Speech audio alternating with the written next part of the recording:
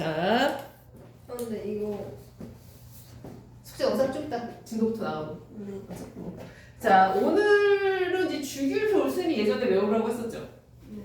이제 주기율표와 관련된 내용인데 통합과는 일단은 정리하고 외우고 이것만 하면 돼. 네. 자, 일단 우리 주위의 원소, 그러니까 지난 시간에 이제 원소들이 만들어지는 과정을 했었어요. 그죠? 맨 처음에 우주 빵 하고 터져서 만들어진 원소가 헬륨하고 수소. 자, 수소하고 헬륨, 그죠? 자, 여기서 중요한 게 질량비가 3대1. 3대1, 그죠? 수소하고 헬륨, 그죠? 질량비가 3대1, 그죠? 자, 그래서 그게 이제 3분의 뭐 헬륨 핵까지 만들어지고, 그 다음에 38만 년, 그죠? 그 다음에 얘네 그 가스가 모인 그 가스랑 먼지 이게 모인 상황을 우리가 뭐라고 부르냐면 성운이라고 부르죠. 성운에서 밀도가 뭐한 곳에서 높은 곳에서 뭐가 만들어지기 시작해?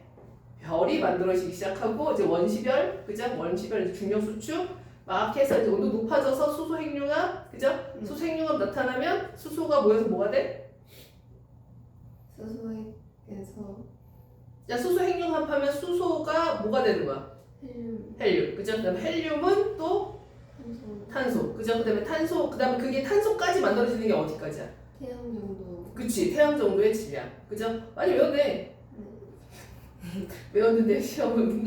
아 근데 선생님 거 빡세게 외우잖아, 그죠? 그러면 웬만하면 좀 잘 나와, 그지? 너 그렇게 공부해본 적 없잖아. 맞아요.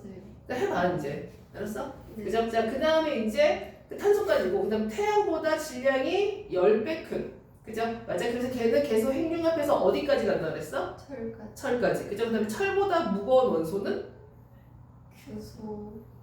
는 철보다 가벼워요. 그러니까 네. 철까지 간 다음에 네. 철보다 무거운 원소가 이제 금, 은, 구리 이런 애들은 언제 만들어져? 초신성 폭발. 그래, 초신성 폭발하면서 우주에 또 뿌려지면서 또 뭐가 되는 거야? 또 성운이 되는 거지, 그죠? 그래서 여기서 태양 만들어지고 원시 태양 만들어지고 이제 원시 행성 만들어져서 지구까지 만들어졌다라는 거고, 그죠? 그래서 이제 여기는 이제 원소에 대한 얘기들을 할 거야, 그죠? 이 원소들을 어떻게 발견했느냐? 자, 그래서 일단 거기 보면 우주에 제일 많은 원소가 누구하고 누구야? 수소하고 헬륨이죠. 네. 그죠? 맞아. 선생님 프린트 보세요. 요 프린트. 요 프린트. 자, 그 다음에 지구대기에 제일 많은 원소. 질소.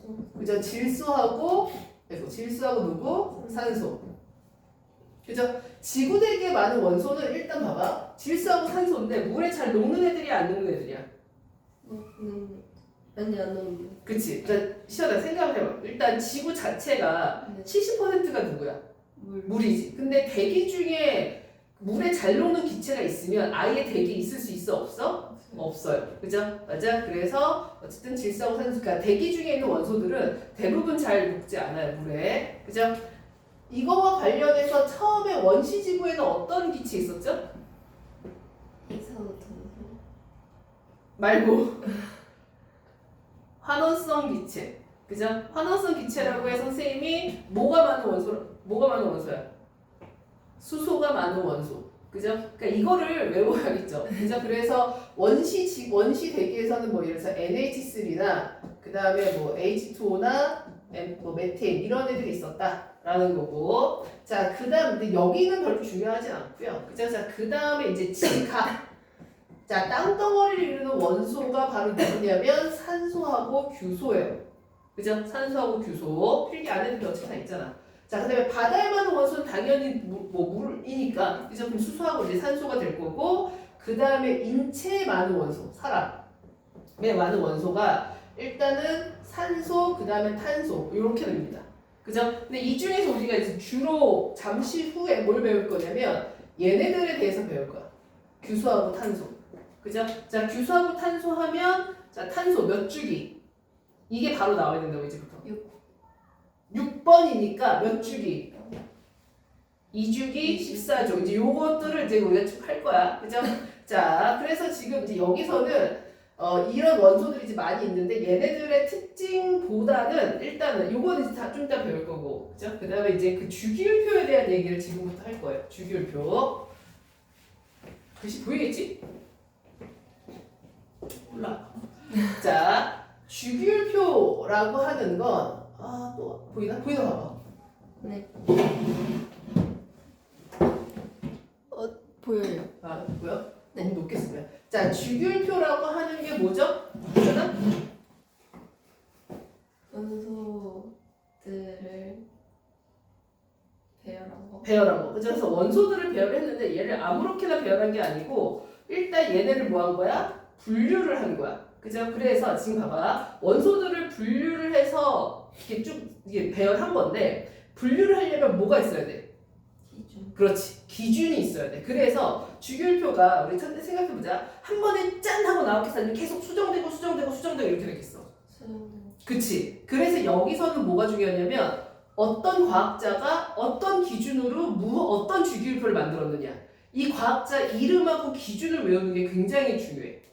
오케이? 그죠? 맞아? 그래서 우리는 그냥 주기율표 수해 이렇게 배웠잖아. 그치? 그래서 오늘 배울 거가 주기율표는 원소들을 배열한 건데 그죠? 아무렇게나 배열한 게 아니라 나름 분류를 하기 위해서 그죠? 분류를 하기 위해서 배열을 한 거고 분류를 하려면 누가 필요하다? 기준이 필요하다. 그죠? 맞아? 그래서 그 기준에 대한 얘기와 그 과학자들을 얘기를 할 건데 일단 거기 우리 프린트에 보면 이제 주기율이라고 하는 건 이 주기율이라는 게 무엇인가라는 말 자체가 서술형으로 나오는 경우들이 있어.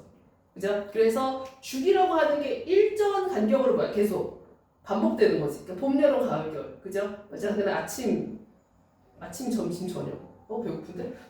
그죠? 맞아. 그래서 여기서도 일정한 간격을 두고 주기적으로 나타나는 현상. 그지? 그럼 선생님 또 이걸 또 가로로 빵 또 채워놓겠죠? 그죠? 맞아? 이런 느낌이에요. 그죠? 자, 그 다음에 이제 주기율이 나타나는 이유에 대한 얘기를 이제 지금부터 할 건데, 여기서 주기율이 나타나는 게 이제 원자번호가 이제 증가를 해. 그죠? 원자번호가 증가를 하는 데 있어서 얘가 이제 화학적 성질이 비슷한 원소가 계속 반복해서 나타나. 그죠? 예를 들어서, 원자번호가 2번이 헬륨이거든? 그럼 헬륨은 어떤 특징이 있냐면 얘는 일단 기체야. 그리고 다른 원소랑 붙여도 반응을 잘 안 해. 그래서 원자번호를 뚝 했더니 또 10번에서 헬륨하고 비슷한 애가 또 나타나. 네온이라고 하는 게. 그죠? 그래서 네온도 헬륨처럼 잘 반응을 안 해. 또 원자번호 쭉 하다 보니까 또 18번에서 또 비슷한 애가 또 나타나. 아르곤. 그지? 그래서 이렇게 화학적 성질이 비슷한 애들을 같은 줄에 배열한 거가 바로 뭐냐면 주기율표인데 여기서 어떤 단어를 쓸 거냐면 자, 우리가 여기서 이제 뭐가 주기적으로 나타나는 거냐라고 했을 때 일단 주기적이라는 표현 미안해. 자, 화학적 성질이 같은 원소를 세로줄에 배열을 해요. 아이고, 세로줄에 배열을 한다라는 거. 글씨 어떡하지? 점점 아니 선생님이 가르치는 애 중에 지금 목동에 수업하는 애들 어제 걔 때문에 어제가 아니라 그저께 진짜 걔 때문에 너무 아니 걔가 전교 1등이야. 얘가 그 영재고까지 올라갔다가 막판에 이제 떨어져서 이제 그냥 그 지역의 자사고로 가서 이제 지금 전교 1등이어서 내년에 이제 서울대 의대를 쓰는데 진짜 내가 선생님이 걔를 중3 올라올 때부터 가르쳤거든요. 그러니까 애가 진짜 수학은 되게 잘하고 내가 어떤 문제를 툭툭 주면 예를 들어서 하여튼 약간 수학과 관련된 넌센스 이런 문제를 주면 되게 빨리 풀어. 근데 얘가 이제 선생님하고 지금 이제 컨설팅만 받는데 세특 때문에 이제 그저께 우리 수요일날 수업했나요? 수요일날 수업했죠. 수요일날 수업하고 내가 집에 가서 일을 하는데 얘한테 연락이 왔어. 자기 이제 일본어 세특 써야 되는데 얘 도와달라서 그래서 내가 걔한테 너가 좀 써서 보내. 그럼 내가 수정을 할게. 그래서 써서 보냈는데 와 진짜 내가 걔가 쓴 글을 보고 진짜 그날 막 나름 공부를 재밌게 하고 있었거든? 근데 걔 글 보고 예전에 자소서 봤을 때 막 빡쳤던 기억이 떠오르면서 진짜 꾸역꾸역 봤어. 꾸역꾸역 보고 걔한테 보내고 이제 다시 그냥 완전 에너지 완전 바닥나가지고 그냥 기절해서 잤어. 그래서 근데 어제 연락이 또 온 거야. 어제 또 다른 세트. 그러니까 요즘 이제 세트 애들 쓰는 시즌이어서 어제 이제 통화하면서 이름이 하여튼 김땡땡인데 차마 이름 말 못하고 누구야? 네 선생님. 우리 대학 가면 너 글쓰기 수업을 한 4년 정도 들어야 될 것 같다. 글을 너무 못 써가지고 너무 막 근데 하여튼 재밌는 얘기인데 사람은 근데 진짜 이게 인간은 비교적 좀 이렇게 얘가 수학을 되게 잘해요. 진짜 수학을 되게 잘하는데 거의 막 공감 능력이 공감 능력이 없는 게 약간 이기적인 게 아니라 예를 들면 그러니까 얘는 의대를 쓰기 때문에 선생님하고 이제 의대 면접을 따로 해. 근데 의대 면접은 좀 상황이 좀 달라. 의대 면접은 이게 수학학 푸는 게 아니라 이런 어떤 문제가 되는 상황에서 너가 어떤 판단을 가지고 어떻게 해결할 거냐 이거. 왜냐면 어쨌든 의사라고 하는 사람은 환자를 대하잖아. 환자는 지금 물리적으로도 아프고 정신적으로도 아프잖아. 그럼 이 사람을 정신적으로도 감싸주고 그 다음에 낫는 방향을 어떤 알려줘야 되는 뭐 이런 거여서. 근데 얘가 거의 공감 능력이라는 게, 그러니까 예를 들면 막 반에서 막 시끄럽게 떠들어. 그죠? 그럼 이게 면접용 답은? 그럼 어떻게 해야 돼? 너가 이제 그 친구를 뭐 해서 뭐 이렇게 다시 공부해야 돼. 이렇게 가야 되잖아. 걔는 근데 진짜 누가 이렇게 떠들잖아? 관심이 없어. 그냥 걔 떠들어라. 난 공부한다. 약간 이런 말이 드는데 내가 여기까지만 수업할게. 지금 걔랑 통화하다가 만약에 너희 반에 공부를 되게 열심히 하고 그러니까 잘하고 싶은데 열심히 하지 않는 애가 있다. 걔한테 뭐라고 얘기해 줄 거냐? 그랬더니 너 같은 뭐라고 할 것 같아? 너희 반에 되게 잘하고 싶어 하는데 잘 못해. 근데 얘가 너무 속상해해. 아, 나 공부 잘하고 싶은데 잘 못하겠어. 그 속상해. 너라면 어떻게 해줄 거야? 저도 이렇게 뭐야? 그것도 좋은 답은 아니지만 얘가 또 뭐라고 했냐면 얘는 진짜 고민하고 대답한 게 어쩌다 그렇게 됐니? 아, 나 걔랑 그날 수업하는 너무 웃겨가지고. 아니, 수업하는 게 아니라 그것도 근데 추석 전에 뭐 얘기하다가 너무 웃겨. 추석 내내 걔 때문에 웃겨갖고. 아, 또 하나 더 얘기하자. 그 의대 면접하는 애들이 따로 있어. 그 목동에 이제 진짜 내년에 고3 되는 애. 근데 그 중에 하나에도 그때 수업하는데 자율주행 자동차 있잖아요. 그러니까 자율주행 자동차를 응급차로 썼을 때 생길 수 있는 문제점. 그리고 해결 방안. 어떤 얘 말고 다른 애. 얘도 수학 잘, 얘도 막 K모가 나 상 타고 이러는데, 근데 얘 뭐라는 줄 알아? 나 걔때 웃겨갖고. 자율주행 자동차 이제 혼자 운전하는 거잖아. 보통 이제 그거는 이제 사고 났을 때 어떤 책임에 대한 문제가 크거든. 얘가 했던 얘도 웃기려고 하는 게 아니라 어쨌든 자기가 대답을 해야 돼서 이게 뭐라고 대답했냐면 나 사고가 날 수 있다. 해결책은 같이 싣고 오면 된다. 와, 나 진짜 걔네랑 의대 수업 하잖아? 진짜 숨 막혀 죽을 것 같아. 근데 이게 되게 적은 게 뭐냐면 다른 분들은 얘네가 공부를 되게 잘하는 줄 알잖아. 근데 어쨌든 다 막 전교 1등들이고 K로 나가서 상 타고 이러니까 되게 잘하는 줄 아는데 나는 얘네들의 현실을 봤을 때 그죠? 그래서 진짜 많이 깜깜하다. 자, 어쨌든 자, 화학적 성질이 같은 원소를 세로 줄에 배열했다 라는 건데 우리가 이제 좀 이따가 주기율표라는 게 주기하고 족을 얘기를 하는 건데 자, 먼저 이거부터. 자, 화학적 성질은 그죠? 뭐에 의해서 결정되냐면 원자과 전자에 의해서 결정이 돼. 자, 원자과 전자 들어본 적 있을까 없을까? 없을 거야. 자, 뭐예요? 원자과 전자는 전자인데, 그죠? 원자과 전자라고 해서, 그죠? 맞아, 원자과 전자라고 해서 예를 들면, 자, 선생님이 리튬, 베릴륨, 궁소, 탄소, 질소, 산소, 플로린 이렇게 있어, 그죠? 자, 얘 몇 번이야? 리튬. 이거 잘 나오는 거 있었는데? 나 그때 이거 놔두고 갔어. 여기 자, 리튬. 얘 3번이죠. 그죠? 자, 3번이면 우리가 먼저 원래 원자 모형부터 했어야 되는데, 자, 3번이면 양성자가 몇 개 안에 3개가 있는 거고, 그죠? 그 다음에 전자가 몇 개가? 3개가 도는데, 규칙이 있죠. 첫 번째 껍질에는, 이게 첫 번째 껍질이야. 자, 첫 번째 껍질에는 전자 몇 개 들어가? 무조건 2개 들어가. 그죠? 맞아. 첫 번째 껍질에는 전자가 2개 들어가고 그 다음부터는 몇 개? 하나 이렇게 들어가는 거야. 오케이? 자, 그 다음에 우리가 주기율표 보면 알겠지만 리튬 바로 아래에 있는 애가 바로 누구냐면 나트륨이에요. 오케이? 자, 나트륨은 몇 번?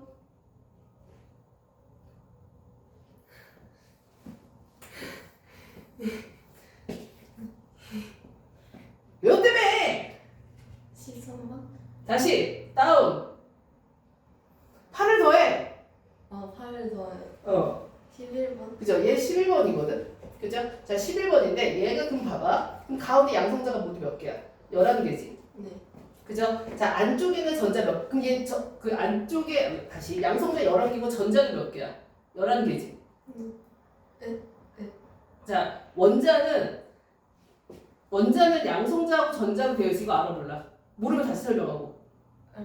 알아요? 그래서 양성자의 개수하고 전자의 개수하고 어때? 일단은 같지. 맞아? 그럼 얘가 양성자가 11개고 그럼 전자도 몇 개? 11개. 그죠? 그 다음에 전자 11개. 그러니까 중학교 때는 그냥 원자핵 있으면 이게 전자가 슉슉슉 이렇게 날아다니는 것만 했었는데 고등학교 때는 얘가 이제 전자가 채워질 때 이제 채워질 때 규칙이 있어요.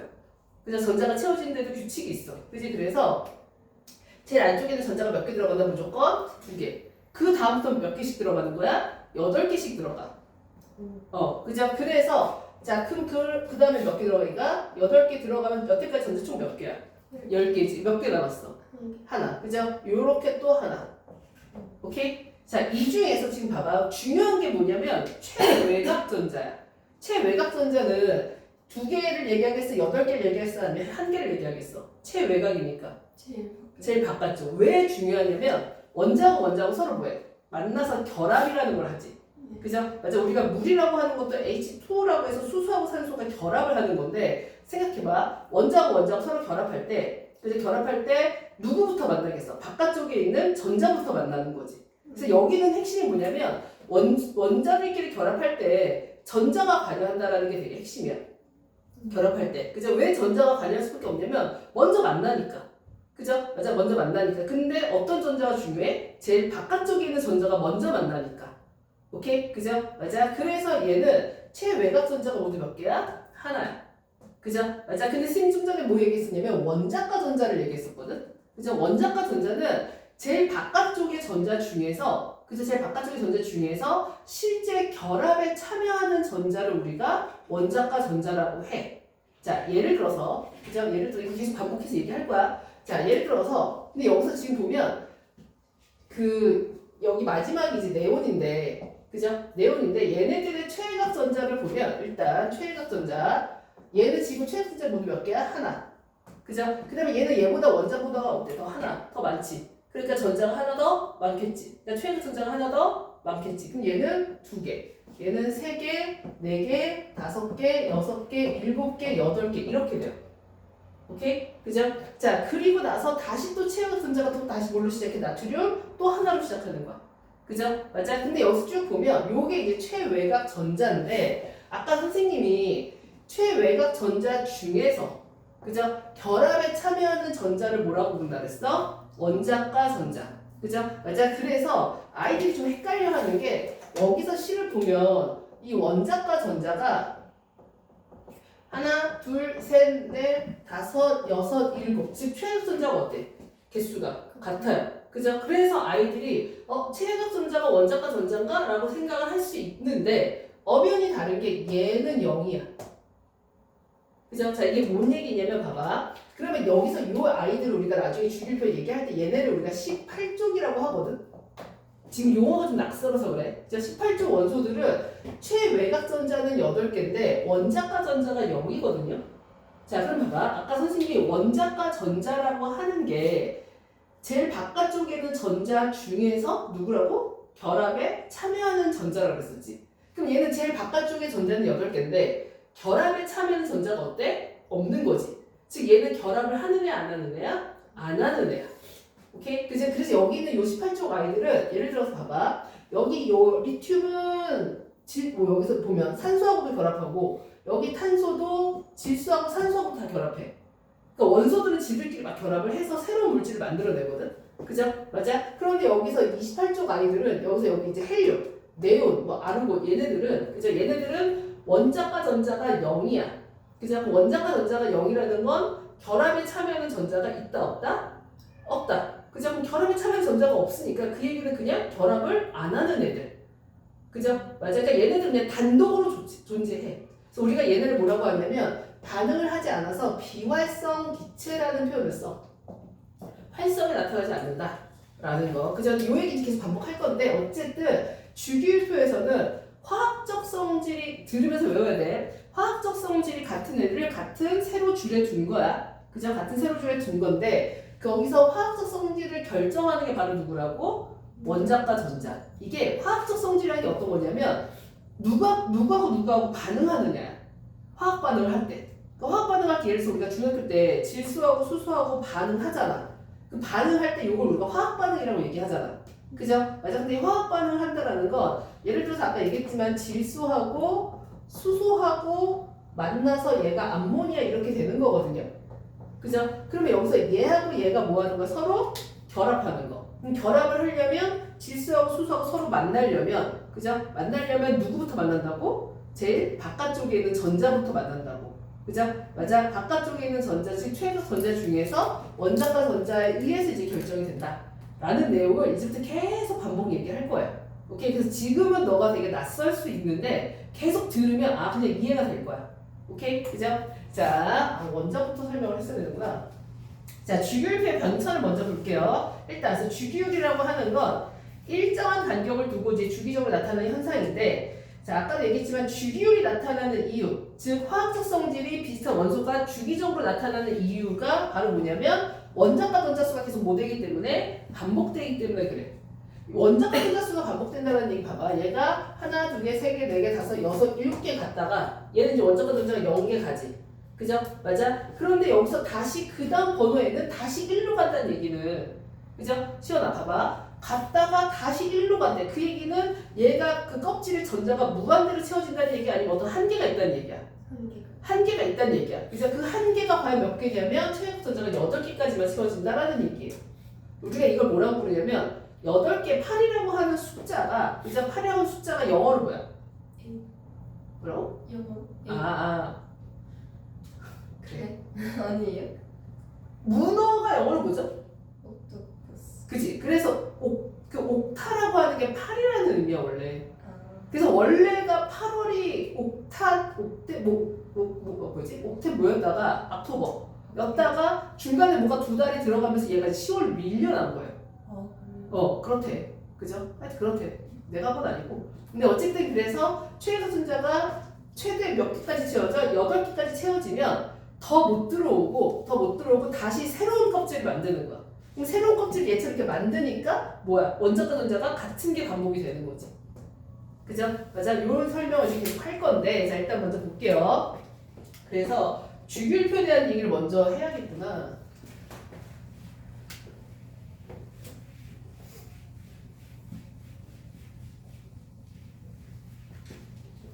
자, 주기율표. 지금 주기율표라고 하는 게 여기가 수소 있고 리튬, 베릴륨, 공소, 탄소, 질소. 왜 내가 가죠? 불러. 그다음 산소. 잠시만요. 예주야 불러. 예주. 소헬륨, 리튬, 베릴륨, 공소, 탄소, 질소, 산소. 예주야 빨리 말해. 불소라고. 플로린. 플로린. 그다음 제가 써놓은 거 보면 돼요? 안돼 외워. 네온. 네온. 그다음이 아까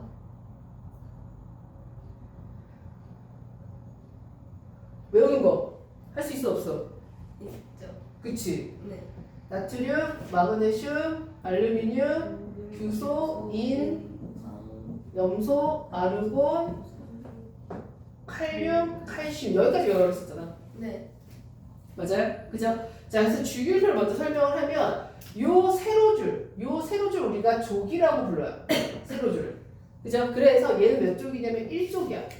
1족. 그죠? 자, 1족이라고 하는 건 그죠? 우리 책에 있어, 책에. 어디 보냐면 여기 교과서. 여기 교과서 여기 주기율표. 오케이? 그죠? 여기.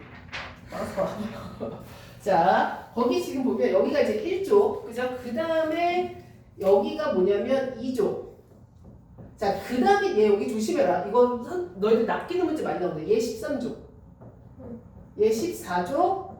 얘 15족. 16족. 17족. 18족. 일단 이렇게 되는데 여기서 이 족이 의미하는 게 바로 뭐냐면 요게 원자과 전자야. 그런데 이제 너가 딱 봤을 때 2족 다음에 그 다음 바로 누구로 건너뛰어? 그죠? 그러면 중간에 3족부터 12족까지 있어 없어? 있어요. 과학자들이 갑자기 이렇게 하지 않잖아. 근데 그걸 왜 안 배우냐면 그죠? 봐봐. 여기 3족부터 요 사이에 3족부터 12족까지 원래 있는데 요 단어 자체가 주기율표잖아. 그지? 그럼 주기율표라고 하는 게 같은 족일 때 뭐가 같냐면 원자과 전자가 같아. 그럼 아까 선생님이 얘기했던 것처럼 원자과 전자는 화학적 성질을 결정해. 그러니까 즉 원자과 전자가 같으면 화학적 성질이 같아. 그죠? 그런데 여기 있는 3족부터 12족까지는 그 규칙을 안 따라. 그죠? 그 규칙을 안 따르기 때문에 그죠? 그래서 우리가 배우는 고등학교 내용은 어쨌든 규칙을 따르는 내용을 주로 배우잖아. 맞아요? 그죠? 그래서 그거를 따로 빼서 나중에 대학에 가, 그거는 고등학교 과정에서 아예 안 배워요. 그죠? 그래서 어쨌든 있기는 있다. 라는 건데, 선생님이 이 얘기를 설명하는 이유가 뭐냐면, 가끔 문제자, 알루미늄은 3족 원소이다. 이러면 맞아? 틀려? 틀려. 13족 원소야. 그죠? 이해됐어? 자, 그 다음에 여기서, 아까 선생님이 얘기했던 족이 같으면 뭐가 같다 그랬어? 원자과 전자가 같다. 그죠? 그럼 얘 원자과 전자 몇 개냐면 얘는 하나, 두 개, 얘 13개 아니다. 그냥 3개야. 원자과 전자는. 그죠? 얘는 4개, 5개, 6개, 7개. 얘 원자과 전자 얘 몇 개라 그랬어? 0. 오케이? 그래서 족이 같으면 원자과 전자가 일단은 같아. 그죠? 그래서 우리가 주기율표에서 세로줄을 뭐라고 한다? 족이라고 하고, 그죠? 그 족은 바로 뭐야? 원자과 전자를 의미해. 그죠? 여기서 애들 많이 낚이는 게 여기만 좀 조심해라. 라는 거. 13족. 그러면은 3족부터 12족까지는 주기율표 따로 빼놔. 그럼 불규칙적이라서 안 배워. 안 배우고 그러면은 원자과 전자도 다 다른 거예요? 걔는? 거기 걔네들은 원자과 전자가 실은 그 다른 전자들, 그러니까 안쪽에 있는 전자들 있잖아. 아까 우리가 원래 원자과 전자라는 게 제일 바깥쪽에 있는 전자가 뭐였어? 그 뭐지? 그 하여튼 제일 바깥쪽에 있는 전자 중에 결합에 참여하는 전자잖아. 근데 아까 너가 얘기했던 것처럼 여기 우리가 3족부터 12족은 그 안쪽 전자가 원자과 전자처럼 행동해. 그래서 안 배워. 그러니까 이런 것들을 질문해. 근데 이거 질문해도 그러면 예를 들어서 13쪽부터 12쪽은 어떤 특징을 띌까? 뭐 이런 거나 아니면 나중에 내가 하겠지만 여기 헬륨 빠졌다. 지금 선생님이 여기서 여기하고 여기 사이가 어때요? 붕 뜨죠? 우리 주기율표를 보면 거의 첫 칸이 16칸이 비고 두 번째까지 10칸이 비어요. 그죠? 주기율표는 왜 중간에 이렇게 비워놨을까? 이런 궁금증. 그죠? 맞아? 그것도 예전에 서울대 면접 문제. 아니야, 근데 애들 되게 재밌는 게, 봐봐. 내가 애들한테 퀴즈 같은 거 가끔 내잖아? 퀴즈 같은 거 내면 애들 그냥 잘 맞춰. 근데 내가 이거 서울대 문제라고 하면 그때부터 못 맞춰. 그러니까 내가 항상 맞춰. 이게 머리의 문제가 아니라니까. 성향의 문제라니까. 자, 어쨌든. 자, 세로줄이 의미하는 게 실어나 뭐라고? 족이고, 그죠? 그러니까 이름은 족이고, 그죠? 그 다음에 족이 같다라고 하는 건 뭐가 같은 거야?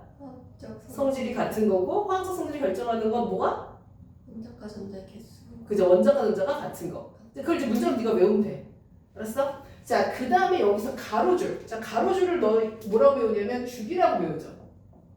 얘는 1주기, 얘는 2주기, 얘는 3주기, 얘는 4주기 이렇게 해서 7주기까지 있어요. 그죠? 그래서 이것도 문제 나와. 7주기. 그죠? 주기율표는 7주기까지 있고 그 다음에 18주까지 있다. 뭐 이렇게 배우는데 그럼 주기가 의미하는 게 뭐냐면 아까 그림에서 한번 선생님 다시 그려볼게요. 주기가 의미하는 게 뭐였지? 가로. 자, 봐봐 다시. 자, 천천히 할게요. 자, 리튬 몇 번이었지 아까? 리튬이요? 3번. 3번. 그죠?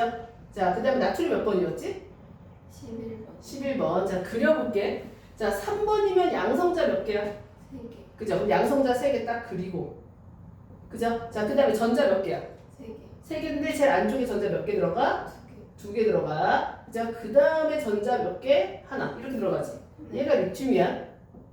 그죠? 자, 그 다음에 나트륨은 얘가 이제 3번. 자, 나트륨은 11번 나트륨이고, 자, 가운데 양성자 몇 개? 11번이니까 11개. 11개. 그죠? 그 주위에 전자 몇 개? 2개. 그 전체가 11개니까, 그죠? 그 안쪽에 몇 개? 2개. 맞아요? 네. 그 다음 몇 개? 8개. 8개. 그 다음 몇 개? 1개. 하나. 그럼 지금 봐봐. 선생님 지금 주기를 설명하려고 했거든?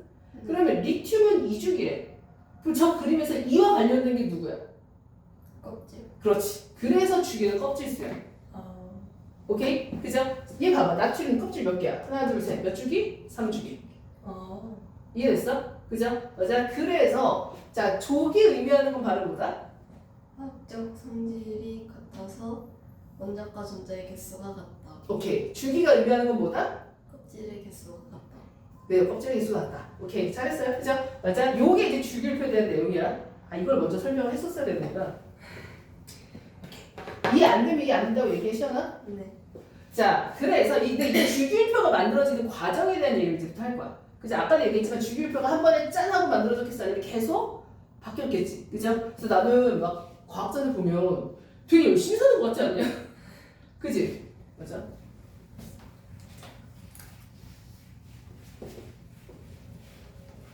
이런 거 거의 10년 동안 뭐 연구하고 막 그러잖아. 자, 그래서 처음에 이제 과학자 누구 나오냐면 과학자 이름하고 뭐 외워야 된다 그랬어? 기준. 그죠? 그래서 기준은요. 지금 선생님이 이제 데베라이너를 먼저 얘기할 거야. 그죠? 데베라이너라고 하는 과학자 얘기할 거고 율렌즈 얘기할 거고 그 다음에 이제 멘델레이프 얘기할 거고 그 다음에 마지막에 이제 누구지? 모즐리. 자, 처음에 이제 데베라이너. 아이 글씨 안 보여. 이거 잘 나오고 있었는데? 훔쳐가야겠다 이따가. 근데 도둑질 잘해. 도둑질, 이간질 이런 거 되게 잘해. 왜? 잘해. 나 그런 거 잘해. 특히 내가 지난번에 얘기해야 되나? 엄마와 아들 사이의 갈등 잘 일으켜요. 할 수 있어. 그리고 나는 그런 것도 되게 잘해. 상대방이 나랑 있어서 불편해하게끔 잘 만들어줘. 그게 누가 됐든. 근데 최근에 선생님이 어떤 의사 선생님 하나 만날 일이 있어갖고 의사 만났는데 앞에서 나 계속 팔짱 끼고 있고 그 의사가 계속 하여튼 그런 거 되게 잘해. 자, 봐봐. 데베라이너부터 얘기할 거야. 자, 일단 데베라이너 얘기할 거고 이름은 지금은 생소하지만 나중에 다 알게 돼. 자, 율렌즈 얘기할 거고 그 다음에 멘델레이프 얘기할 거고 그 다음에 마지막이 이제 모즐리 얘기할 건데 요게 과학자들 이름이고 그죠? 그 다음에 원자들을 분류할 때는 뭐가 있어야 된다고? 기준. 그죠? 근데 그 기준은 되게 심플해요. 멘델레이프까지는 그냥 다 뭐냐면 다 그 기준이 원자량이야. 원자량. 그 다음에 모즐리부터는 뭐냐면 원자 번호야. 차이가 뭐냐면 원자량은 우리가 원자는 그죠? 원자는 안에 여기 누가 있어? 핵이 있지. 그죠? 핵 안에 양성자도 있고 그다음 누구도 있어? 중성자. 그래서 원자량은 일단 양성자하고 중성자를 거의 더한 값이야. 그죠? 근데 원자 번호는 그냥 뭐야? 양성자의 값이야. 그러니까 약간 미묘하게 어때요? 다르죠. 맞아? 근데 이제 예전에는 이 양성자를 잘 몰랐기 때문에 양성자의 개수를 세는 실험을 이제 하기가 힘들어서 이 사람들까지는 그냥 앞은 다 뭐였어? 원자량. 원자의 질량이라고 생각하면 돼. 왜냐하면 원자 번호가 늘어나면, 그죠? 원자 번호 늘어나면 누가 늘어나? 양성자 수가 늘어나지. 그죠? 근데 우리가 원자 번호 20번까지는 양성자 수가 늘어나면 거의 중성자 수도 1대1의 비율로 늘어나. 그죠? 맞아? 그래서 양성자하고 중성자가 원자 번호가 증가하면 양성자하고 중성자가 같이 증가하니까 질량이 점차 어떻게 되는 거야? 원자의 질량이 커지는 거지. 그죠? 그래서 일단은 예전에는 원자량, 즉 원자의 실제 질량은 아니지만 근데 질량에 비례하는 원자량을 이제 기준으로 했다라는 거고, 그죠? 그 다음에 누구만? 모즐리만, 그죠? 모즐리만 이제 원자 번호로 이제 바꾼 거야. 그게 지금 현재 우리가 쓰고 있는 그러니까 주기율표가 모즐리가 만든 주기율표. 이게 이 사람 이걸 만들고, 그죠? 2차 대전 나가서 죽었대. 그죠? 되게 안타깝죠. 자, 일단 계속해서 데베라이너. 자, 데베라이너는 새쌍 원소설을 주장해요. 그죠? 새쌍 원소설이라고 하는 게 뭐냐면 자연계에는 되게 많은 원소들이 있잖아. 그죠? 많은 원소들이 있는데 새쌍의 원소가 있다. 근데 그 새쌍은 화학적 성질은 같은데 물리적 성질은 주기적으로 변한다라는 주기적으로 변한다. 이 얘기거든. 그러니까 무슨 얘기냐면 봐봐. 예를 들어서 플로린하고 CL하고 그죠? 플로린 그죠? 어디 들어있어? 치약이라고 빨리 말해. 치약. 치약. 얘 그죠? 치약. 그죠? 그다음 얘는 염소. 어디 들어있어? 수영장? 수영장에 막 그 염소 그 소독 냄새. 수영장 안 가봤니? 수영장 냄새. 수영장 냄새. 수영 잘해요? 저 죽지 않을 만큼. 그래. 수영장에서 뭐 죽을 일 있어요? 아니 생명 수영 냄새. 자, 그 다음에 예를 들면 그 밑에가 이제 브로민. 얘는 어디 쓰이는지도 모르겠어. 근데 브로민 이렇게 이제 세 쌍의 원소가 자연계에 존재하는데 얘네들의 화학적 성질은 비슷하다. 또 마찬가지 여기 보면 리튬, 나트륨, 칼륨 얘네도 성질이 비슷해. 예를 들면 다 불꽃 반응을 한다든가 전기 전도성이 있다든가 그죠? 만약 물하고 반응해서 뭐 미친 듯이 반응한다든가 그죠? 그다음에 얘네들은 다 수소랑 결합을 한다든가 뭐 이원자 분자 즉 두 개의 원자가 하나의 분자로 뭐 존재한다든가 그러니까 얘네들끼리가 화학적 성질은 비슷해. 그죠? 그런데 여기서 아까 선생님이 얘기했던 것처럼 물리적 성질이 주기적이다라는 표현에 대한 얘기를 설명할게요. 자, 물리적 성질이라고 하는 게 어떤 거냐면 책이 없죠? 그죠? 책이 없다. 하여튼 물리적 성질이라는 게 어떤 거냐면 숫자로 나타낼 수 있는 건 다 물리적 성질이야. 그죠? 자, 숫자로 나타낼 수 있는 거 이래서 밀도, 숫자죠. 녹는적, 숫자. 그죠? 맞아? 이런 것들이 다 뭐야? 주기적으로 나타난다라는 건데 이게 어떤 식으로 나오는지 봐봐. 예를 들어서 플로린의 밀도가 얘가 1이야. 그죠? 그럼 얘는 2야. 그럼 얘는 얼마겠어? 3. 그죠? 3. 이게 어떻게 나타나는 거냐면 이게 1씩 증가하지. 그죠? 맞아. 그 얘기는 이 값과 봐봐. 이 2라는 값은 어떻게 나오냐면 1과 3의 평균값이지. 네. 맞아? 그러니까 이런 식이야. 예를 들어서 얘 녹는 점이 얘는 x야. 얘는 y야. 얘는 z야. 그죠? 자, 밀도, 녹는 점 다 뭘로 나타내? 숫자로 나타내지. 그죠? 숫자로 나타내는 걸 우리가 뭐라고 불러? 물리적 성질이 주기적이다라는 건데 그럼 여기서 XYZ에서 그죠? XYZ에서 어떤 식이 성립이 되냐면 얘가 주기적으로 변한다는 얘기는 얘와 얘 사이의 평균값이 얼마다? Y다. 그치? 그래서 Y는 얼마? 2분의 X 플러스 Z 이렇게 나타낸다 라는 거지. 그럼 문제에 뭐가 나오냐면 문제 뭐가 나오냐면 X하고 Y 주어지고 Z 구하라 이런 문제 나오겠지. 구할 수 있어 없어? 있어요. 그쵸 맞아. 요게 데베라이너의 새싹 원소설이고 정리하면 자 데베라이너는 원소를 3개씩 묶었어. 그죠? 3개씩 묶었고 일단 이 사람은 이제 원자량을 기준으로 한 건데 데베라이너는 화학적 성질은 비슷하고 물리적 성질이 주기적인 새싹의 원소가 있다라고 얘기했고 그죠? 그래서 얘네들은 성질이 화학적 성질이 비슷하지만 물리적으로 주기성을 띈다라는 건 이 값과 이 값의 평균이 얘다 라는 내용이야. 오케이? 그죠? 그래서 식은 이렇게 되고 맞아요? 그죠? 자, 그 다음에 율렌즈. 자, 율렌즈는 그죠? 율렌즈는 일단 이 사람의 기준이 일단 뭐야? 원자량이야.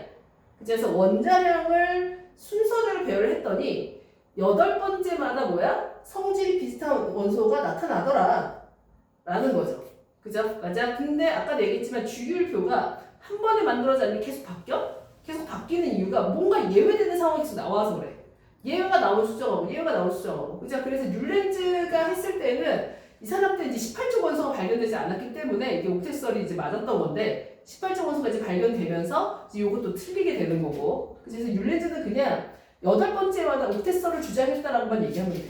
그죠? 8번째마다 주기적인 성질이 나타나서 아까 보면 리튬하고 나트륨이 지금 8번째잖아. 그죠? 맞아? 3번, 11번 이런 식으로 그래서 그 얘기만 하면 되고 자 중요한 사람이 이제 그 다음 맨델레 아주 중요해요. 레즈라고 외워요. 렌즈라고 외워요. 그냥 교과서마다 다른데 그냥 율렌즈라고 해요.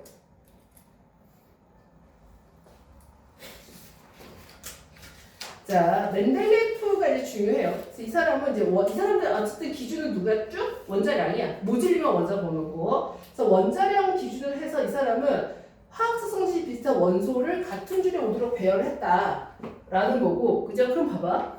너가 만약에 과학자라면 멘델레프가 이제 원소를 분류하면서 그죠? 원소를 분류하면서 예를 들어서 뭐 예를 들어서 여기에 어떤 원소, 가라고 하는 원소가 있고 나라고 하는 원소가 있는데 얘는 아직 발견되지 않았는데 분명히 있을 거야. 어쨌든 이게 주기율표를 만들다 보면 그죠? 그러면 너가 그 다음 과학자면 이제부터 뭐 누구 찾으려고 하겠어? 얘를 막 찾으려고 하겠지. 맞아? 맞아. 그런 식으로 이제 멘델레프가 일단은 아까 얘기했던 것처럼 지금 현재 주기율표의 그 틀을 만든 사람이 멘델레프긴 해요. 그죠? 그래서 이 사람은 원자량 기준을 하다가 쭉 발견을 했는데 그래서 발견되지 않은 원소를 이제 빈칸으로 남겼기 때문에 그걸 가지고 이제 새로운 원소를 사람들이 찾으려고 했다라는 건데, 그죠? 그래서 이 사람이 이제 예측한 게 뭐냐면 규소. 여기 지금 보면 거기 책에 보면 여기 탄소가 있고, 그 다음에 규소가 있고, 그 다음에 점화륨 있고, 그 다음에 주석 이렇게 있는 건데 이게 아직 발견이 안 된 거야. 그래서 이제 멘델레프는 이 사이에 뭔가 들어가는 원소가 있을 거야. 아직 발견이 안 된 것 뿐이야. 라고 했는데 그게 바로 누구야? 저마늄이라고 하는 그러니까 일단은 과학에서는 저마늄이라고 부르는데 그죠? 우리가 일상에 쓰는 용어는 게르마늄. 그 뭐죠? 찜질방. 찜질방 가면 무슨 게르마늄방 뭐 이런 거 있지 않아요? 아 찜질방 안 가요? 자수정방밖에 기억이 안 나요. 아 찜질방은 가기 전은 되게 신나는데 막상 가면 그거 없어요. 아니 나는 그래서 얼마 전에 찜질방을 예전에 되게 좋았던 기억이 있어가지고 저쪽에 그 해수피아를 거기 갔었는데 내가 거기 좋았던 기억이 뭐였냐면 거기 만화방이 있었거든 2층에 그래서 그거 기대고 갔는데 없는 거야. 되게 실망했어. 여기 성동에 스카이랜드에 있어요 도서관. 아 만화? 만화는 모르는데 도서관 같이 돼 있는 데 있대요.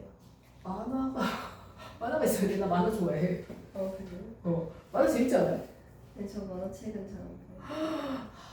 나 진짜 예전에 내 만화책 샀는데 엄마가 그거 버려갖고 나 진짜 가출할 뻔했잖아. 아니 엄마는 그 만화책을 내가 버리는 줄 알았대. 근데 나 그거 중고로 산 거거든. 근데 왜 만화책 그런 거 있잖아. 읽진 않아도 갖고만 있어도 뭔가 뿌듯한. 그래서 그렇게 갖고 있는 게 일단 그때 한승원의 프린세스라는 만화책이 있어요. 그건 진짜 재밌어. 근데 그게 완전 서사야 서사.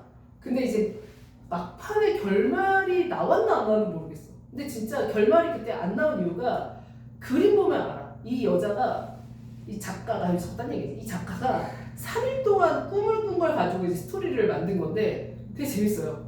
재밌는데 그림이 진짜 디테일해. 그래서 이 사람이 이제 오른쪽 팔에 뭐 문제가 생겨서 막 하는데 그래서 결말이 나왔나? 그걸 모르겠네. 그런 몇 개 많았지. 그리고 나머지 요즘 다 이북으로 사요 그냥. 언제든지 쓸 수 있게. 근데 어쨌든 게르마늄 팔찌 게르마늄 팔찌 이런 거 모르나? 그 보통 이제 어르신들이 뭔가 이제 막 옥 팔찌 막 이러면서 그죠? 게르마늄 팔찌 하여튼 있었다라는 거서 원래는 그죠? 여기서 이제 아까도 얘기했지만 이 규소와 주석 요 사이에 그죠? 뭔가 있을 거야라고 해서 아직은 이름 붙이지 않아서 에카실리콘이라는 이름을 붙였는데 그 원소가 결국 뭐였다? 저마늄이었다라는 거 그죠? 자 그런데 이제 멘델레프의 주기율표가 그죠? 쭉 맞았다가 뭐가 딱 문제가 됐냐면 그러니까 멘델레프 이걸 만들 때는 아르곤이 어디냐면 요 끝에 18번에 있거든요. 이제 아르곤이 이제 발견이 안 됐어. 근데 이제 아르곤이 딱 발견이 됐는데 문제가 뭐냐면 아르곤은 화학적 성분이 같으려면 요 줄에 18쪽이 있어야 되거든. 근데 멘델레프가 지금 뭐를 기준으로 했어? 원자량을 기준으로 배치를 했잖아. 근데 이 아르곤이 여기 있는 칼륨보다 이게 그 주기율표를 보면 여기에 아르곤이 3주기에 있어요. 3주기 18쪽에 있단다. 외울 거니까. 그 다음에 4주기에 누가 있냐면 4주기 1쪽에 칼륨이 있어. 그죠? 맞아? 근데 이제 주기를 딱 만들었는데 아르곤이 갑자기 나타났어. 근데 얘는 원자량으로 따지면 칼륨보다 무거워서 이 뒤로 가야 돼. 그죠? 근데 원자번호로 따지면 여기로 가기 또 너무 멀어. 그죠? 그래서 이 앞으로 가야 되는데 뭐가 안 맞는 거야.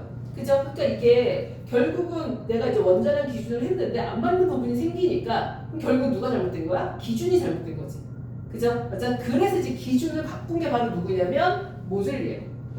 그죠? 그래서 모즐리는 뭐를 기준으로 했다? 양성자 수를 기준으로 했다. 그죠? 맞아? 그래서 아까 얘기했지만 이 원자량이라고 하는 거는 또 안 나와. 자, 원자량은 아까 얘기했던 것처럼 누가가 누구야? 양성자 수하고 중성자 수를 합한 질량 값인데, 그죠? 원자 번호는 누구를? 양성자의 수를 가지고 하는 거다라는 거죠. 그죠? 그래서 이게 내가 아마 첫 시간에 얘기했는지 모르겠는데 원자 자체가 핵하고 전자로 돼 있잖아. 그 다음에 핵은 또 뭐하고 돼 있어? 양성자하고 중성자로 돼 있지. 그죠? 그럼 원자를 이루는 입자는 양성자도 있고 중성자도 있고 전자도 있는데 이 중에서 왜 하필 양성자를 했을 것인가? 왜 하필 양성자를 했을까? 말이 이렇게 안 나와. 제일 다르니까. 뭐가 다른데? 네, 제일 개수가 다 달라서. 그쵸? 그러니까 그 표현을 그죠? 어떻게 바꾸면 되냐면 원자 번호가 되려면 그 아이의 고유한 번호여야 되지. 네. 그죠? 고유한 수여야 되잖아. 네. 그지? 그러니까 너가 지금 말한 것처럼 원자들마다 다 달라서요라는 표현이 원자들마다 고유한 값을 갖고 있다는 얘기잖아. 그죠? 맞아. 그래서 이제 양성자가 원자 번호가 된 거야. 그러니까 예를 들면 어떤 상황이 전개되냐면 탄소 중에 그죠? 자, 탄소는 탄소하고 질소 이렇게 있다. 그죠? 얘는 양성자가 6개고 얘는 7개야. 그다음에 얘는 중성자가 얘도 6개고 7개인데 전자도 6개고 7개. 근데 이제 전자라고 하는 거는 우리가 나중에 보면 알겠지만 다른 원자한테 막 가.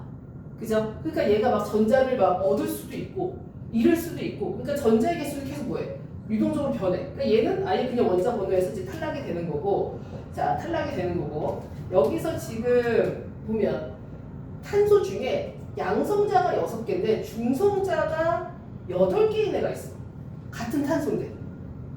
그죠? 그럼 여기서 중성자가 그리고 또 보면 질소도 중성자가 8개인 애가 있어.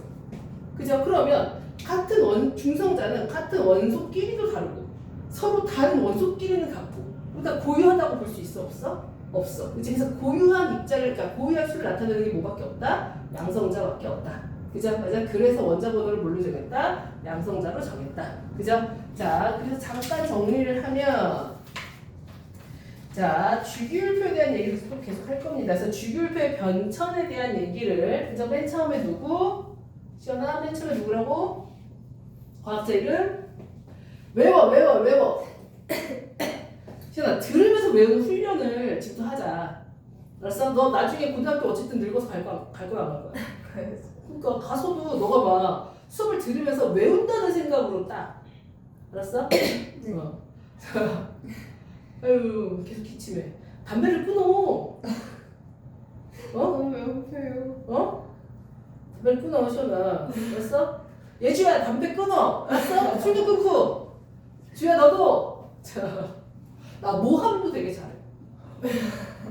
자, 맨 처음에 과학자 누구? 데베라이너. 그죠?